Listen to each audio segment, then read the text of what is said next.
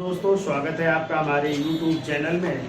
तो देखिए, भारतीय संविधान में आज एक नए टॉपिक की चर्चा करनी है और वो टॉपिक है भारत का उच्चतम न्यायालय या भारत का सुप्रीम कोर्ट, जिसका उल्लेख है भाग 5 में अनुच्छेद 124 से लेकर के अनुच्छेद 147 तक।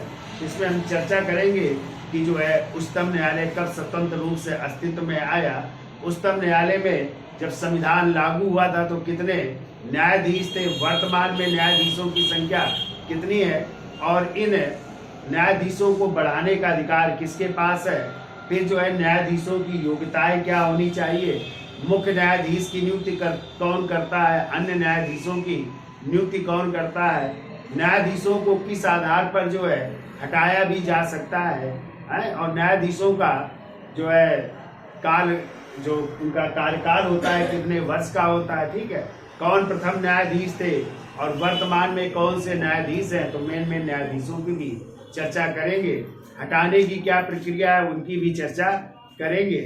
तो देखिए, हेडिंग डाल दीजिए भाग 5 उच्चतम न्यायालय अनुच्छेद 124 से 147, ठीक है। तो पहला पॉइंट लिखिए, देखिए भारतीय संविधान के, देखो पहला पॉइंट, भारतीय संविधान के भाग 5 के अध्याय 4 में, भाग 5 के अध्याय 4 में, तो यहाँ पे अध्याय भी लिख लीजिएगा, ठीक है। अध्याय 4 में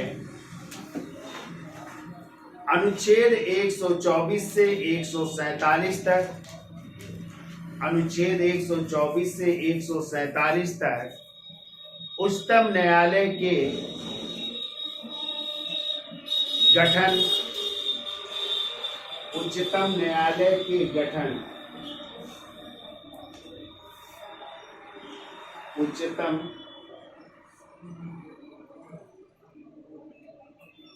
न्यायालय के गठन की बात की गई है, ठीक है। कामा, देखो गठन के बाद लिखिए, गठन कामा स्वतंत्रता, स्वतंत्रता कामा न्यायिक स्वतंत्रता, न्यायिक स्वतंत्रता, न्यायिक स्वतंत्रता एवं प्रक्रिया आदि का उल्लेख है, एवं प्रक्रिया आदि का उल्लेख है, आदि का उल्लेख है, ठीक है। यानी भाग 5 अध्याय 4 अनुच्छेद 124 से 147 के बीच उच्चतम न्यायालय के गठन की बात की गई है, स्वतंत्रता की बात की गई है, न्यायिक स्वतंत्रता की बात की गई एवं उसकी प्रक्रिया की भी चर्चा की गई, ठीक है। अब क्वेश्चन आता है, जो आपका ये सर्वोच्च न्यायालय है कब जो है स्वतंत्र रूप से अस्तित्व में आया, ठीक है। तो ये याद रखिएगा 28 जनवरी 1950 को ये स्वतंत्र रूप से अस्तित्व में आया। इसके पहले ये क्या था, कल हमने चर्चा की थी टॉपिक में, ये संघीय न्यायालय था। क्या था ये? संघीय न्यायालय था।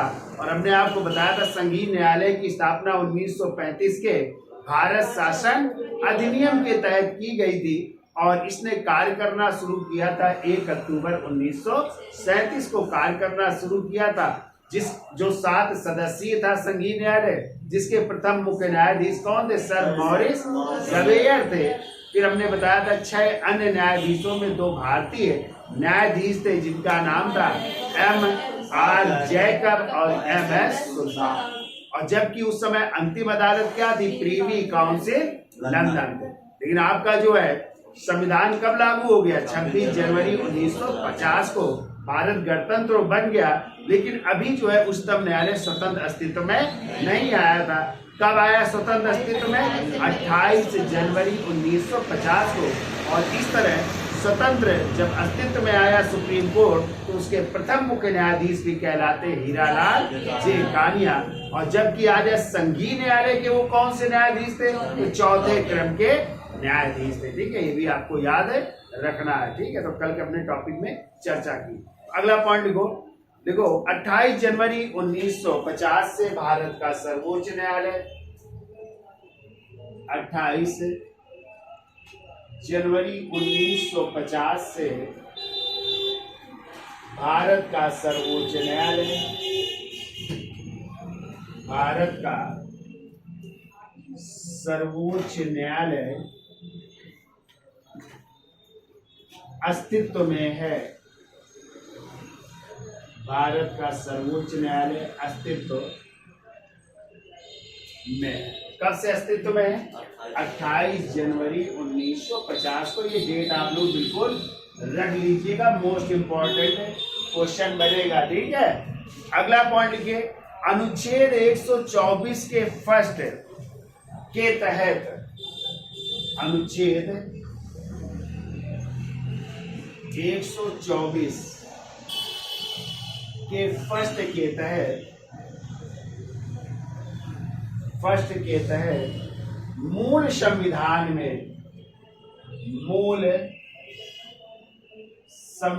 में न्यायाधीशों की संख्या कितनी थी? 8 थी। कितनी थी? 8, जिसमें एक मुख्य न्यायाधीश थे और 7 अन्य न्यायाधीश थे। लेकिन समय समय पर बढ़ते बढ़ते आज इनकी संख्या हो गई 34, यानी एक मुख्य न्यायाधीश और 33 अन्य न्यायाधीश हो गए। तो इनके अनुच्छेद 124 के फर्स्ट के तहत मूल संविधान में सर्वोच्च न्यायालय के लिए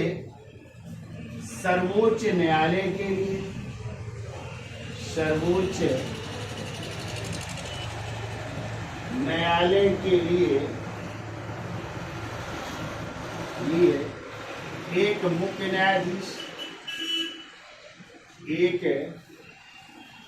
मुख्य न्यायाधीश, तथा 7 अन्य न्यायाधीशों की व्यवस्था की गई थी। 7 अन्य न्यायाधीशों की व्यवस्था की गई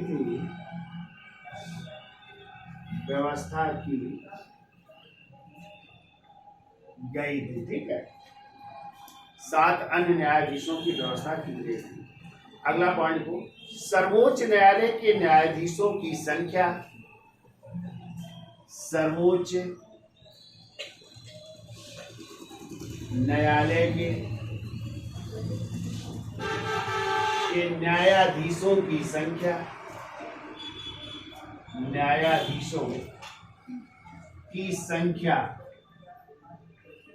क्षेत्राधिकार, यानी उनका अधिकार क्या होगा, न्यायाधीशों की संख्या कितनी होगी, ये सब निर्धारित करने का अधिकार किसके पास है? संसद के पास है। न्यायाधीशों की संख्या बढ़ा सकता है, उनका क्षेत्राधिकार बढ़ा सकता है। वेतन एवं सेवा शर्तें, वेतन एवं सेवा शर्तें, वेतन एवं सेवा शर्तें निश्चित करने का अधिकार संसद को दिया गया है।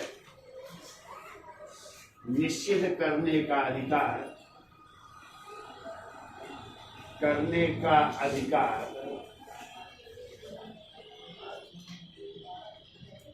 किसको दिया गया है? संसद के पास है, यह संसद को दिया गया,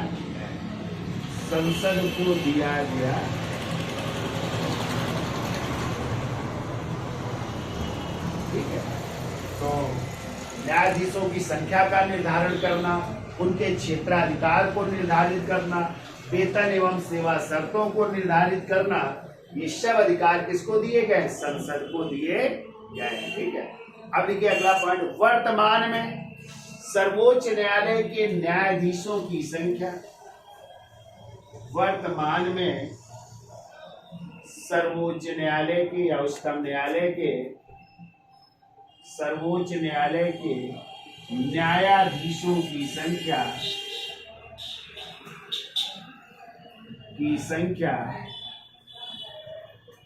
1+33 बराबर कितनी है? 34, यानी एक मुख्य न्यायाधीश और 33 से अन्य न्यायाधीश है। ठीक है, तो वर्तमान में इनकी संख्या कितनी है? 34 है। ठीक है, जिनकी नियुक्ति कौन करेंगे? राष्ट्रपति करते हैं, ठीक है, या राष्ट्रपति के नाम पर की जाती है। देखो, जिनकी नियुक्ति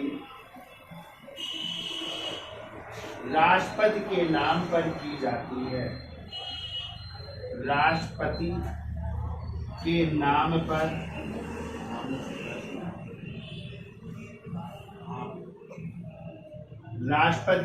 पर की जाती है। परंतु वास्तव में, अगला पॉइंट लिखो, परंतु वास्तव में 1993 में सर्वोच्च न्यायालय 1993 में सर्वोच्च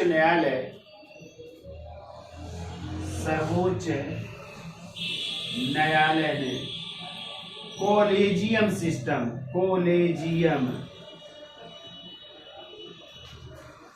सिस्टम या कोलोजियम प्रथा द्वारा, कोलोजियम में जो है 5 सदस्यीय न्यायाधीश होते हैं, यानी 5 न्यायाधीश होते हैं, जिसमें एक मुख्य न्यायाधीश और 4 वरिष्ठ न्यायाधीश होते हैं, ठीक है। तो कोलोजियम सिस्टम या कोलोजियम प्रथा द्वारा जो 5 सदस्यीय न्यायाधीशों की बेंच होती है, ठीक है, न्यायाधीशों की बेंच होती है, ठीक है, जिसमें एक मुख्य न्यायाधीश और 4 वरिष्ठ न्यायाधीश होते हैं, ठीक है।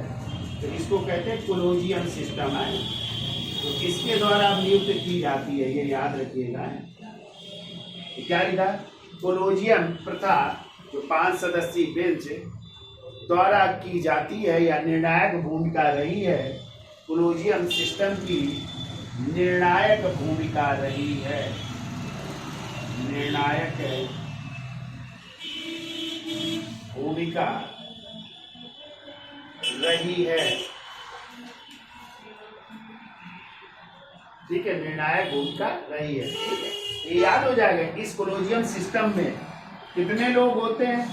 5 लोग होते हैं, जिसमें एक मुख्य न्यायाधीश होता है और 4 वरिष्ठ न्यायाधीश होते हैं, और यही फिर जो है नियुक्त करते हैं किसकी? न्यायाधीशों की, ठीक है। तो इसका स्क्रीनशॉट ले लो, फिर आगे चलते हैं।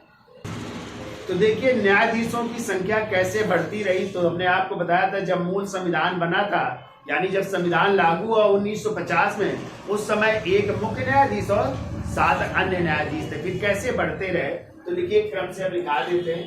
देखो, मूल संविधान 1950 में, मूल संविधान 1950 में न्यायाधीशों की संख्या, न्यायाधीशों की संख्या कितनी थी? तो लिखो 1 + 7 बराबर कितनी हो गई? 8 थे ना। फिर ये अगला 1956 में 1956 में इनकी संख्या बढ़ करके 1 + 10 यानी 1 + 10 बराबर कितनी हो गई? 11 हो गए, ठीक है। तो 11 हो गए। फिर 1956 के बाद लिखिएगा 1960 में आए, 1960 में इनकी संख्या बढ़ करके 1 + 13 कितनी हो गई? 1 + 13 हो गई ना। 1 + 13 बराबर कितनी हो गए? 14 बढ़ गए, ठीक है, यानी 14 हो गई इनकी संख्या। फिर देखिए 1978 में जो है इनकी संख्या बढ़ करके 1 + 17 हो गई है। 1978 में संख्या बढ़ करके 1 + 17 बराबर संख्या हो गई इनकी 18 हो गई, ठीक है, टोटल 18 हो गए। फिर 78 के बाद 1986 में इनकी संख्या बढ़ करके 1 + 25 अर्थात बढ़ करके 26 हो गई, ठीक है। फिर 86 के बाद जो है फिर 2009 में आए, फरवरी 2009 में, फरवरी 2009 में इनकी संख्या बढ़ करके 1 + 30 बराबर कितनी हो गई? 31 बढ़ गई संख्या जाकर के। और फिर आपका लेटेस्ट में जो है अभी 23 सितंबर 2019 से है, 23 सितंबर 2019 से इनकी संख्या बढ़ करके अब हो गई है 1 + 33 बराबर 34। और यही वर्तमान में सदस्य संख्या है न्यायाधीशों की। ठीक है, यदि आ जाए वर्तमान में न्यायाधीशों की कुल सदस्य संख्या कितनी है? तो 34, जिसमें एक मुख्य न्यायाधीश है और 33 अन्य न्यायाधीश है। ठीक है, तो मुख्य न्यायाधीश कौन है इस समय? DY चंद्रचूड़, यानी धनंजय यशवंत चंद्रचूड़, जो किस क्रम संख्या के? 50वें क्रम संख्या के हैं। और प्रथम आ जाए तो हीरालाल जे कानिया जी थे। ठीक है, फिर मेन की हम चर्चा कर लेंगे। ठीक, तो ये तो कहानी हो गई न्यायाधीशों की। और इन न्यायाधीशों को बढ़ाने का या इनकी सदस्य संख्या बढ़ाने का अधिकार किसके पास है? संसद के पास है। यानी संसद समय समय पर न्यायाधीशों की संख्या को क्या कर सकता है? बढ़ा सकता है। और उसने इस तरह बढ़ाया। तो 1950 में कितनी थी? 8, यानी एक मुख्य न्यायाधीश, 7 अन्य न्यायाधीश। 56 में कितनी हो गई? 11 हो गई। 1 + 10 11 हो गई। 60 में कितनी हो गई? 14 हो गई। 78 में 18 हो गई। 86 में 36 हो गई। 2009 में 31 हो गई। और 2019 से 34 सदस्य संख्या हो गई। ठीक है, अगला पॉइंट लिखिए, मुख्य न्यायाधीश को छोड़कर अन्य न्यायाधीशों की नियुक्ति में, मुख्य न्यायाधीश को छोड़कर, मुख्य न्यायाधीश को छोड़कर अन्य न्यायाधीशों में, अन्य न्यायाधीशों में, तो देखो नियुक्ति के लिए किससे परामर्श लेना पड़ेगा? मुख्य न्यायाधीश से परामर्श लेना पड़ेगा। तो ठीक है, क्या लिखा? मुख्य न्यायाधीश को छोड़कर अन्य न्यायाधीशों की नियुक्ति में मुख्य न्यायाधीश का परामर्श अन्य न्यायाधीशों की नियुक्ति में, ऐसा करें, अन्य न्यायाधीशों की नियुक्ति में मुख्य न्यायाधीश का परामर्श जरूरी है।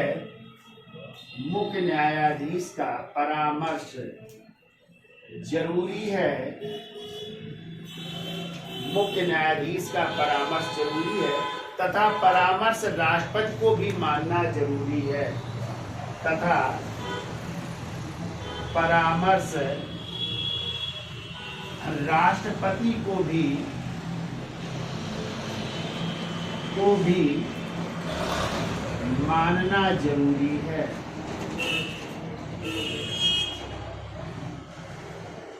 मानना जरूरी है। परंतु मुख्य न्यायाधीश जो राष्ट्रपति को सलाह देंगे, मुख्य न्यायाधीश, तो मुख्य न्यायाधीश पहले अपने 4 वरिष्ठ न्यायाधीशों से क्या लेंगे? सलाह लेंगे। और वही सलाह फिर किसको देंगे? राष्ट्रपति को। तब भी राष्ट्रपति को न्यायाधीशों की सलाह या मुख्य न्यायाधीश की सलाह मानना जरूरी होगा। ठीक है, बात होगा। तो लिखिए, क्या लिखा? राष्ट्रपति को भी मानना जरूरी है, परंतु मुख्य न्यायाधीश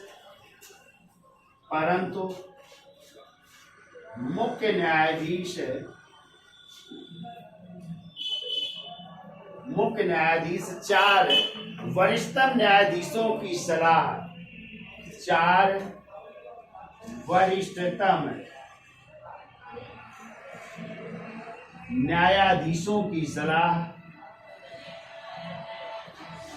4 वरिष्ठतम न्यायाधीशों की सलाह के बाद ही, 4 वरिष्ठतम न्यायाधीशों की सलाह के बाद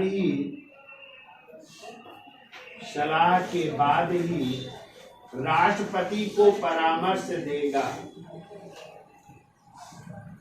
सलाह के बाद ही परामर्श देगा या राष्ट्रपति को परामर्श देगा और यह सलाह बाध्यकारी होगा और यह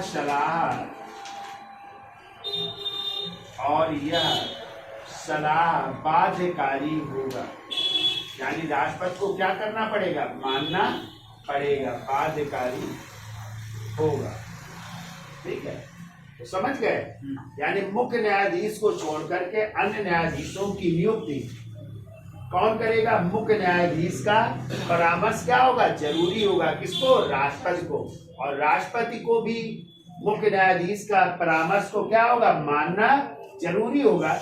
लेकिन वो जो परामर्श होगा जो मुख्य न्यायाधीश देंगे उनको पहले अपने 4 वरिष्ठतम न्यायाधीशों से क्या लेंगे, सलाह लेंगे और सलाह लेने के बाद ही वो राष्ट्रपति को क्या देंगे, परामर्श देंगे। इसलिए राष्ट्रपति को वो सलाह मानना क्या होगा, बाध्य होगा। ठीक है, क्लियर हुआ।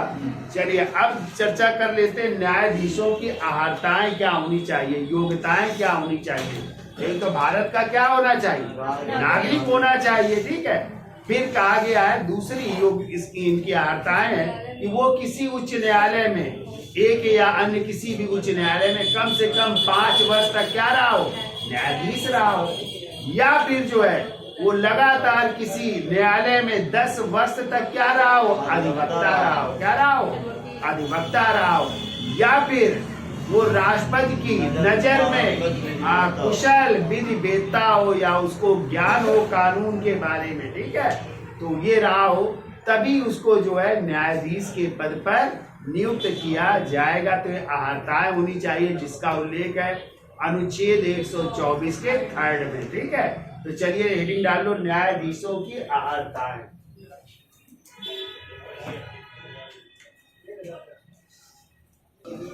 चलिए हेडिंग डाल लीजिए, न्यायाधीशों की अहर्ताएं, और इसका उल्लेख अनुच्छेद 124 के 3rd में। ठीक है, तो क्या क्या अहर्ताएं होनी चाहिए। तो पहला लिखिए, भारत का नागरिक हो, भारत का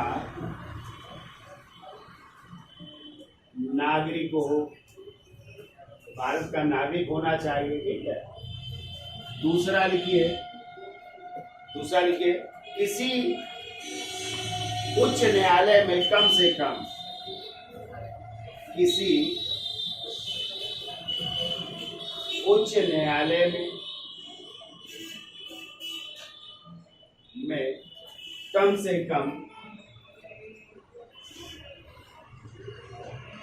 से कम 5 वर्ष तक क्या रहा हो, न्यायाधीश रहा हो।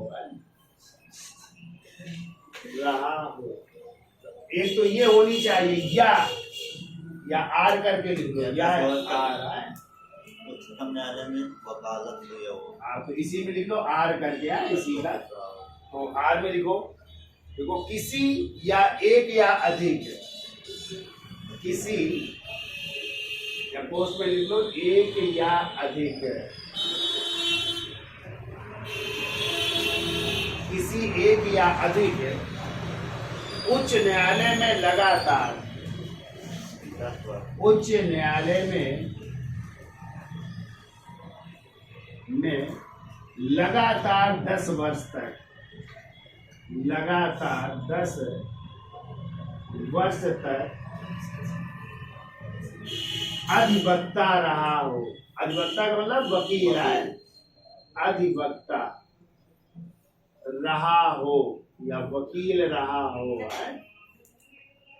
ऐसे कोई हुए हैं जो सुप्रीम कोर्ट में है, तो उदाहरण में ये याद रखिएगा, 2 है। एक आपके जो है सीकरी साहब थे, क्या नाम था, SM सीकरी साहब, वो भी जो है क्या रहे थे, अधिवक्ता रहे थे। ठीक है, और दूसरा उदाहरण है आपके इंदु मल्होत्रा, ये भी न्यायाधीश रही जो कि वकील होने के बाद फिर जो है सुप्रीम कोर्ट में न्यायाधीश बनी थी। ठीक है, और SM सीकरी साहब तो आपको पता है केशवानंद भारती बनाम केरल राज मामले के समय मुख्य न्यायाधीश यही थे, SM सीकरी। पूरा नाम था सूर्य मित्र सीकरी, क्या नाम था इनका, पूरा नाम था सूर्य मित्र सीकरी, ये भी याद रखिएगा, सूर्य मित्र सीकरी नाम था, ठीक है, सूर मित्र सीकरी। तो ये क्या रहे, अधिवक्ता रहे 10 वर्ष तक है, तब भी सुप्रीम कोर्ट गए। फिर को तीसरा, राष्ट्रपति की राय में या करके लिखिए, या आ रहा है तो राष्ट्रपति की राय में, राष्ट्रपति की राय में पारंगत विधि वेत्ता हो या कुशल विधि वेत्ता हो, पारंगत विधि वेत्ता हो यानी कानून का ज्ञान हो, विधि वेत्ता हो, ठीक है। राष्ट्रपति की राय में एक पारंगत या कुशल विधि वेत्ता, ठीक है। ये तो अर्हता होनी चाहिए, क्या होनी चाहिए, पहले भारत का नागरिक हो और दूसरी इनमें से कोई एक अर्हता होनी चाहिए, या तो किसी उच्च न्यायालय में कम से कम क्या रहा हो, 5 वर्ष तक न्यायाधीश रहा हो, या फिर किसी या एक या अधिक उच्च न्यायालय में लगातार क्या रहा हो, 10 वर्ष अधिवक्ता या वकील रहा हो, या फिर कह सकते राष्ट्रपति की राय में एक कुशल या पारंगत विधि वेत्ता हो। लेकिन आप लोग देखा जाए वास्तव में सर्वोच्च न्यायालय का मुख्य न्यायाधीश उसे ही बनाया जाता है जो उच्च न्यायालय का क्या होता है, मुख्य न्यायाधीश होता है। उच्च न्यायालय के मुख्य न्यायाधीश को ही ज्यादातर सर्वोच्च न्यायालय में क्या बना दिया जाता है, न्यायाधीश बना दिया जाता है। एक पॉइंट लिख लो, लिखो वास्तव में सर्वोच्च न्यायालय के ज्यादातर न्यायाधीश वास्तव में सर्वोच्च न्यायालय के या उच्चतम न्यायालय के, सर्वोच्च न्यायालय के ज्यादातर न्यायाधीश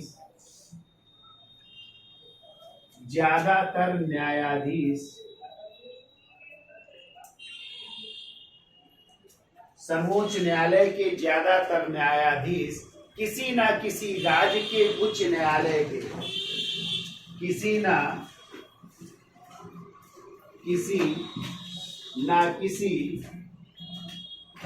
राज्य के उच्च न्यायालय के मुख्य न्यायाधीश होते हैं, उच्च न्यायालय के मुख्य न्यायाधीश होते हैं, मुख्य न्यायाधीश होते। अब ज्यादातर जो है किसी न किसी उच्च न्यायालय के मुख्य न्यायाधीश को ही क्या बना दिया जाता है, सर्वोच्च न्यायालय का न्यायाधीश बना दिया जाता है, ठीक है। अब हेडिंग डाल लीजिए, मुख्य न्यायाधीश की नियुक्ति, हेडिंग डालिए मुख्य न्यायाधीश की नियुक्ति, इसका स्क्रीनशॉट ले लो, आगे चलते। तो हेडिंग डालिए मुख्य न्यायाधीश की नियुक्ति, लिखिए मुख्य न्यायाधीश की नियुक्ति, मुख्य न्यायाधीश की नियुक्ति,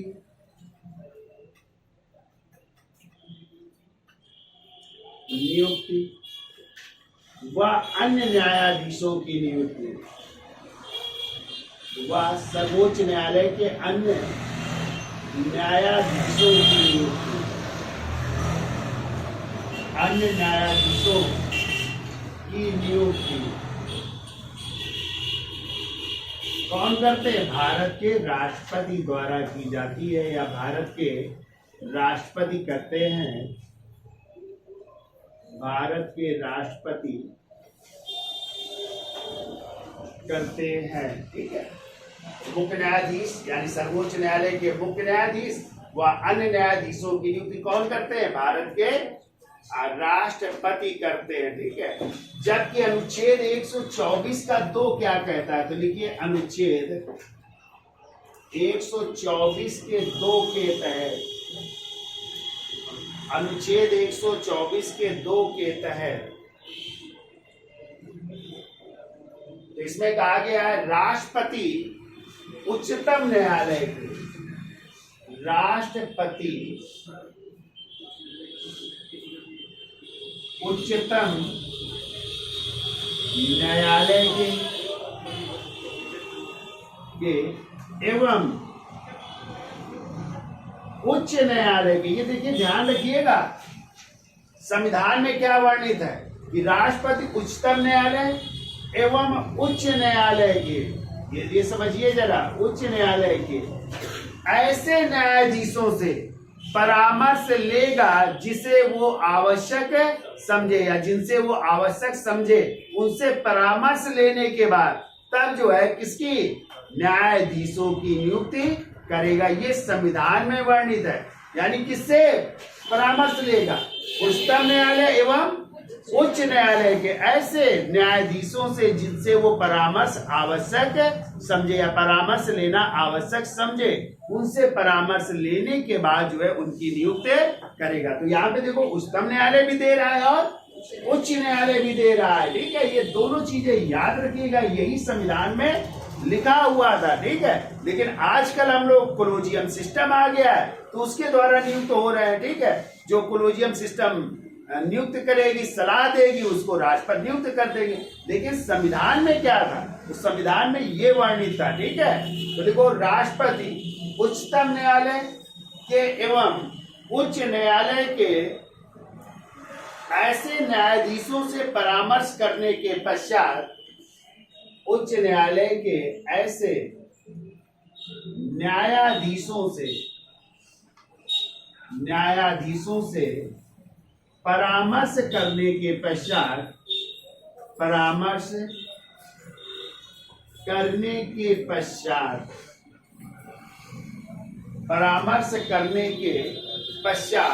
जिससे परामर्श करना वह आवश्यक समझे, करने के पश्चात जिनसे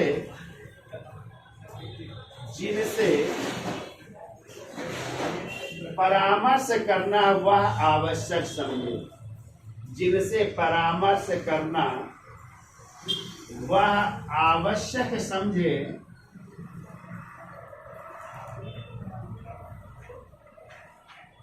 जिससे परामर्श करना वह आवश्यक समझे, उच्चतम न्यायालय के प्रत्येक न्यायाधीश की नियुक्ति करेगा। उच्चतम न्यायालय के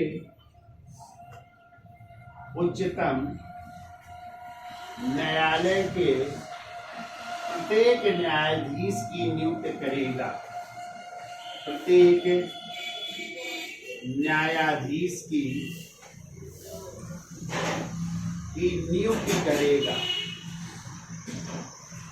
नियुक्ति करेगा। ये लिखा हुआ है अनुच्छेद 124 के 2 में। समझ गए?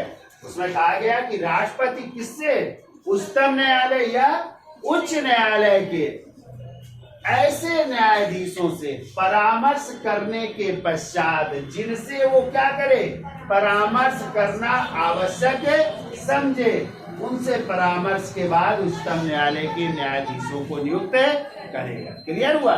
ये संविधान में वर्णित है, लेकिन व्यवहार में आजकल कोलोजियम सिस्टम चल रहा है, उसके द्वारा जो सलाह देंगे तब मनोनीत करेगा। ठीक है, तो देखिए अगला पॉइंट लिखो। अतः स्पष्ट है कि संविधान में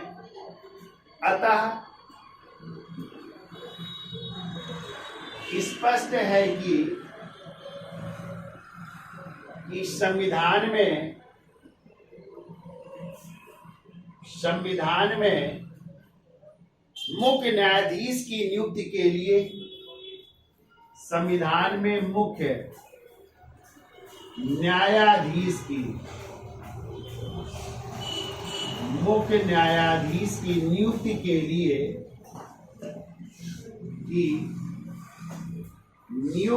लिए अतिरिक्त कोई प्रावधान नहीं है। ठीक है, नियुक्ति के लिए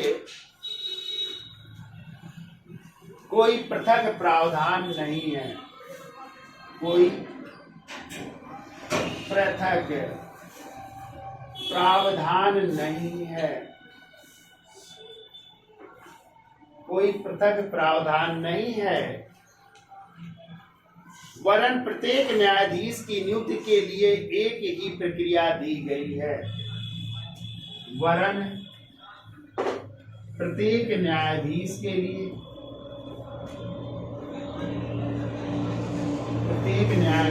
नियुक्ति के लिए एक न्यायाधीश की नियुक्ति के लिए एक ही प्रक्रिया दी गई है। एक ही प्रक्रिया दी गई है। ठीक है, तो अलग से मुख्य न्यायाधीश की नियुक्ति का प्रावधान नहीं है। ठीक है, तो कहा गया जो वरिष्ठ होता है उसे ही क्या बना दिया जाता है, मुख्य न्यायाधीश बना दिया जाता है। ठीक है, लिखिए संविधान के लागू होने पर, संविधान के लागू होने पर, संविधान के लागू होने पर प्रक्रिया से हटकर उच्चतम न्यायालय, प्रक्रिया से हटकर,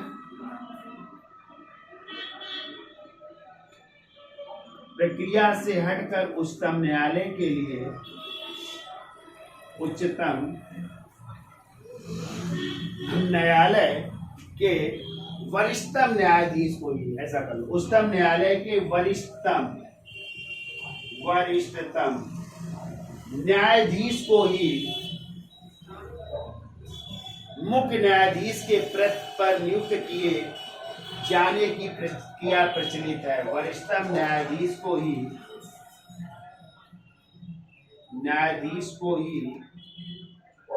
मुख्य न्यायाधीश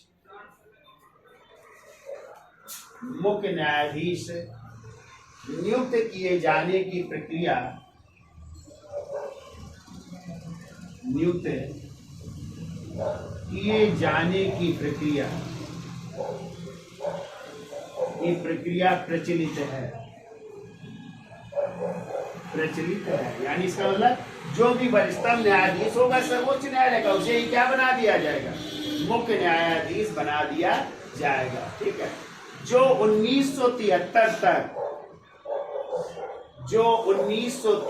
तक निर्बाध रूप से चलती रही। देख लो, जो 1973 तक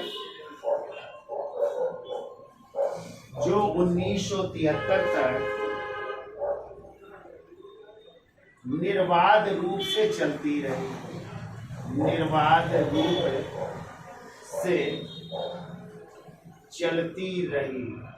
ठीक है, 73 तक तो चलती रही, लेकिन क्या हुआ कि बीच में जो है एक मुख्य न्यायाधीश बनने का, वरिष्ठतम न्यायाधीश थे जिनका नाम था जाफर इनाम है, तो वह वरिष्ठ थे, बनना उनको था, लेकिन वो लकवे से क्या हो गए, ग्रसित, उनको लकवा पैरालिसिस हो गया।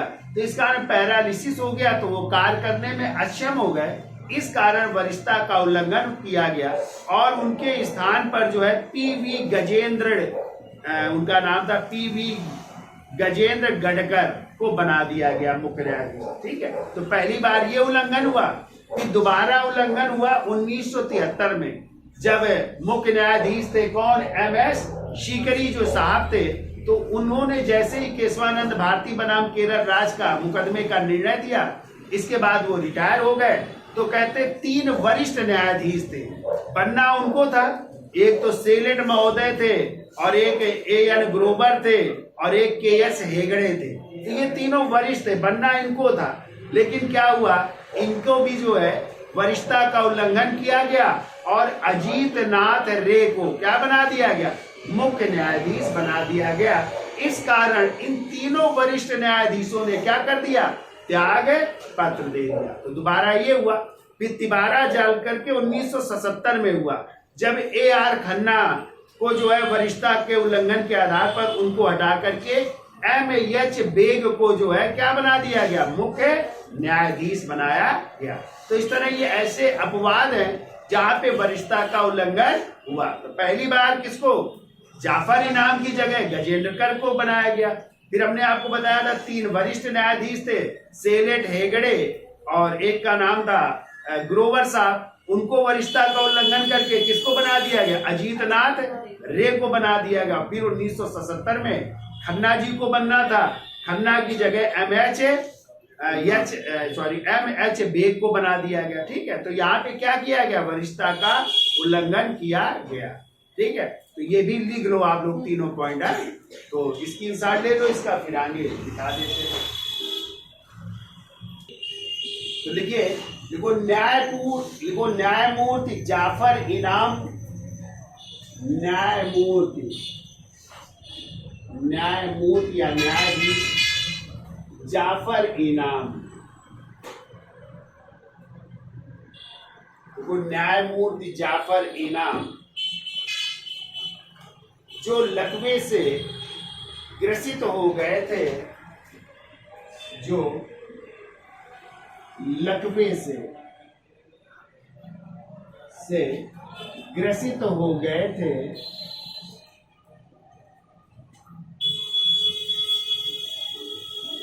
लकवे से ग्रसित हो गए थे, अतः इनके स्थान पर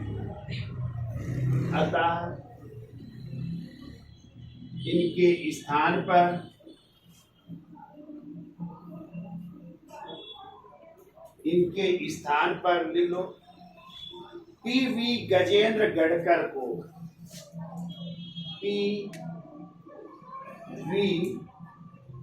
गजेंद्र गडकर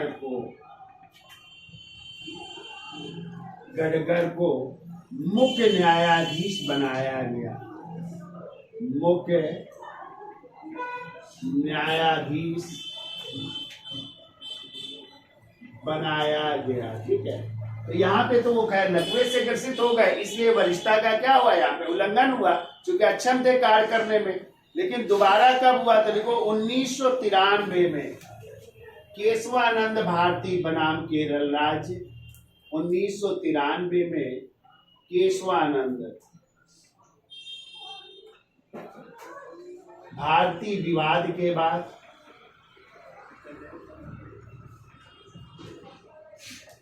के निर्णय के बाद, ऐसा लिख लो है, केशवानंद भारती विवाद के निर्णय के बाद या निर्णय के 2 घंटे बाद, ऐसा कर लो है, विवाद के निर्णय के 2 घंटे बाद, निर्णय के 2 घंटे बाद या कुछ घंटे बाद 3 न्यायाधीशों, 3 वरिष्ठ न्यायाधीशों, ऐसा लिखो, 3 वरिष्ठ न्यायाधीशों, 3 वरिष्ठ न्यायाधीशों जिनके नाम लिखो J.S. सेलट, J.S. सेलट, दूसरे थे हेगड़े साहब, तो लिख लो इनका पूरा नाम था K.S. हेगड़े, K.S.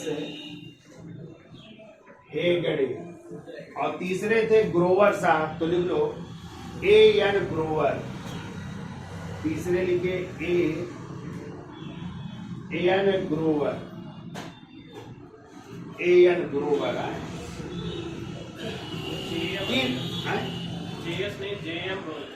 अच्छा JM है, सॉरी JM सेलेट है, K.S. हेगड़े और A.N. ग्रोवर है।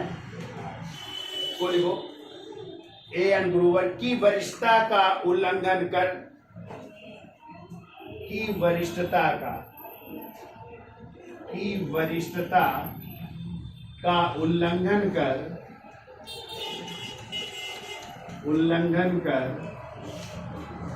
अजीतनाथ रे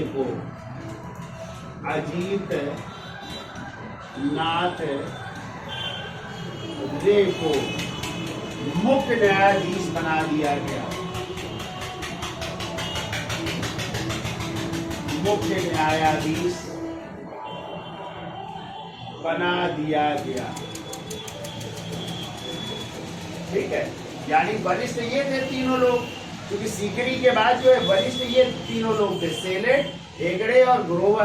तो इनकी वरिष्ठता का उल्लंघन किया गया और किसको बना दिया गया, उनके जो नीचे थे अजीतनाथ रे को मुख्य न्यायाधीश बना दिया गया। इसलिए इन तीनों लोगों ने क्या कर दिया, त्याग पत्र दे दिया। ठीक है, यानी न्यायाधीश के पद से क्या कर दिया, त्याग पत्र दिया। तो देखो अतः तीनों